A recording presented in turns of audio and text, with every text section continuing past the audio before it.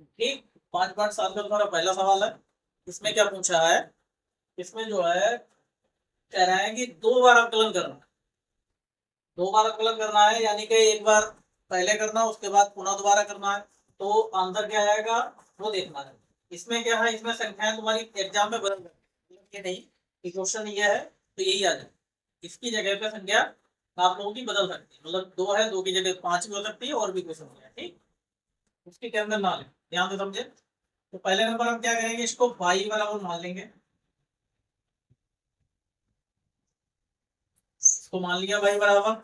अब हम करेंगे एक्स के सापेक्ष अवकलन कर देंगे। एक्स के सापेक्ष अवकलन करने पर, अवकलन करने पर तो भैया वाई का होता है d y upon d x. और पहले हम लिख लेते हैं इसको d upon d x square का करेंगे, फिर 3 को बाहर कर लो, एक्स, फिर हो जाएगा आपका 2। तो ये ऐसे रहेगा, एक्स स्क्वायर का हो जाएगा 2x। इसमें क्या होती है, पावर आगे आती है और पावर से 1 घट जाता है, 2 से 1 घटेगा वो नहीं, फिर 3। और x का होता है 1, और किसी भी गिनती का करते हैं उसका होता है 0। तो ये हो जाएगा आपका 2x, और 3 एक 3 हो जाएगा, 0 जोड़ेंगे तो 3 ही रहेगा। ठीक है, ये आपकी वैल्यू आ गई है D by upon d x. अब इसमें हमें क्या करना है, पुनः अवकलन करते हैं। पुनः x के सापेक्ष अवकलन करने पर, तो यहाँ पर जब भैया हम इसका दोबारा करेंगे तो ये हो जाएगा टी स्क्वायर बाई और अपान में डी एक्स। और ये 2 बाहर कर लो, और फिर एक्स का करेंगे, फिर यहाँ बचा है केवल 3। तो 2 और एक्स का होता है 1, और 3 का हो गया 0। तो ये भैया जो वैल्यू आएगी D square by upon D x square की, 2 एकम 2, और 0 जोड़ेंगे तो 2 ही रहेगा। तो ये आपका हो जाएगा आंसर। ठीक, ये सवाल आपका है। इसमें इन्होंने कह रखा है कि हम जो है इसमें 2 बार अवकलन करके बताएं। तो 2 बार अवकलन कैसे करेंगे, मतलब बहुत ज्यादा ये नहीं है कि बहुत आफत नहीं है कि 2 बार अवकलन कैसे होगा, क्योंकि ये एक ही एक्सरसाइज है जिसमें 2 बार अवकलन हो रहा है, इससे पहले नहीं हुआ। तो ध्यान देना है, सरल बहुत कठिन नहीं होता। तो इस पूरे सवाल को किसी के बराबर नहीं दे रखा है, तो हमने पहले नंबर बाई के बराबर मान लिया। तो ये हमने लिख लिया। अब हमने क्या करा, एक्स के सापेक्ष को आकलन करा। अब एक्स के सापेक्ष आकलन करा है तो भैया वाई का होगा तो डी वाई बटे डी एक्स। अब यहाँ पर एक्स स्क्वायर को पहले हम लिख लेंगे, फिर 3 जो गिनती है उसको बाहर कर लेंगे, फिर एक्स का उतार लेंगे, फिर हम 2 का करेंगे। तो एक्स स्क्वायर का ये घात आगे आती है और घात से 1 घटेगा, तो घात आगे आएगी तो 2 हो जाएगा, और एक्स ऐसे रहेगा। 2 से 1 घटेगा तो 1 बचेगा, वो हम घात में नहीं लिखेंगे। 3 ऐसे ही एक्स का होता है, 2 का हो जाएगा 0। अब 2x 3 एक 3 हो जाएगा, 0 से मतलब नहीं है। ठीक है, अब यहाँ पर हम पुनः अवकलन कर देंगे, पुनः होगा तो भैया डी बाई अपॉन जो डी एक्स, इसका हो जाएगा आपका D square by upon d x. ये लिख दिया हमने। फिर 2 को बाहर कर लिया, एक्स का करेंगे, फिर 3 का करेंगे, तो 2 है एक्स का हो जाएगा 1, 3 का 0, तो 2 एक 2। ये आपका हो जाएगा आंसर। सिंपल है बिल्कुल। एक्स पावर 20 दूसरा सवाल है। तो भैया इसमें क्या है कि 2 बार अवकलन पूछा है आपका, 2 बार अवकलन, यानी कि 2 बार। ठीक, लगा के ये देखो। तो इसको क्या करेंगे, y के बराबर में मान लेंगे, सवाल को जो भी दे रखा है। उसके बाद हमें क्या करना पड़ेगा, x के सापेक्ष अवकलन।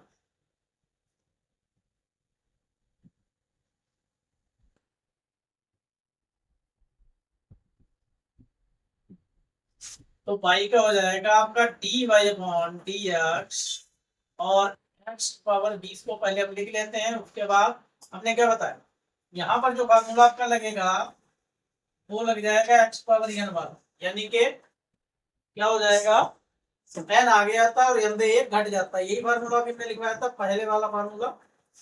तो ये फार्मूला आपका हो जाएगा x पावर n, तो n आगे आएगा और n से 1 घट जाएगा, यानी कि 20 आगे आएगा और 20 से 1 क्या होगा, घट जाएगा। तो ये हो जाएगा भैया 20, x पावर हो जाएगा 19।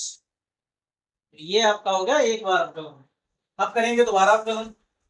ये वैल्यू आपकी हो गई dy अपॉन dx की। अब यहाँ पर लिखो पुनः x के सापेक्ष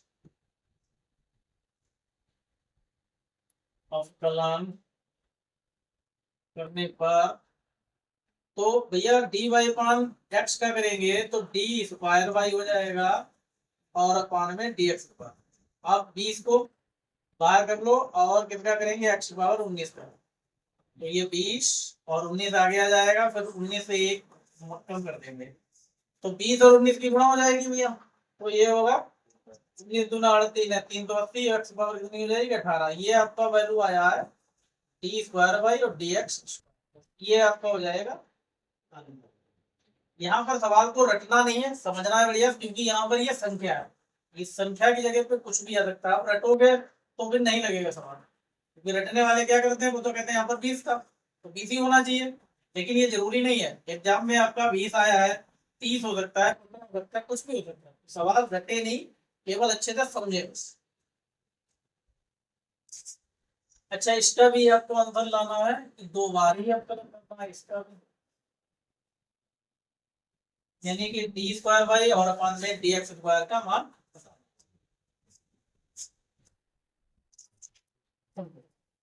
अब यहाँ पर हम क्या करेंगे कि बाई के बराबर हम मान लेंगे भैया,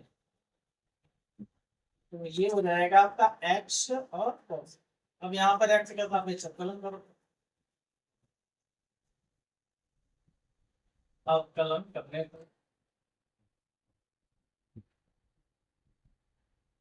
तो बाई को तो आपको जो है d y upon d x ही लिखना है। यहाँ पर d y upon d x, x cos, इसको फर्स्ट मान लो, इसको सेकेंड। तो फर्स्ट सेकेंड वाला हमने फार्मूला बताया है, यानी कि फर्स्ट को रोक लेंगे, आइलेट के हिसाब से फर्स्ट सेकेंड मानते हैं, वो आगे जो नियम हम बताएंगे। यहाँ पर भैया हो जाएगा cos x, फिर बीच में प्लस आता है, cos को रोक लेंगे और x का x वही रहेगा, cos का हमने बताया भी माइनस साइन होता है, प्लस cos x वही रहेगा, x का हो जाएगा 1। तो ये आपका d y upon d x minus x sine x, और ये भैया हो जाएगा cos x cos। अब यहाँ पर पुनः अवकलन कर दो,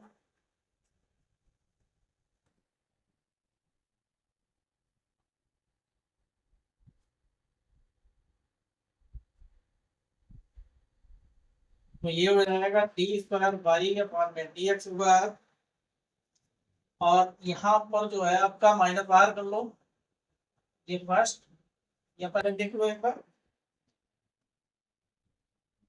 एक्स और साइन एक्स प्लस ये हो जाएगा cos x, ये हो जाएगा फर्स्ट, इसको सेकेंड, तो माइनस फर्स्ट को रोकेंगे, सेकेंड का कर देंगे, फिर प्लस सेकेंड को रोकेंगे, फर्स्ट का।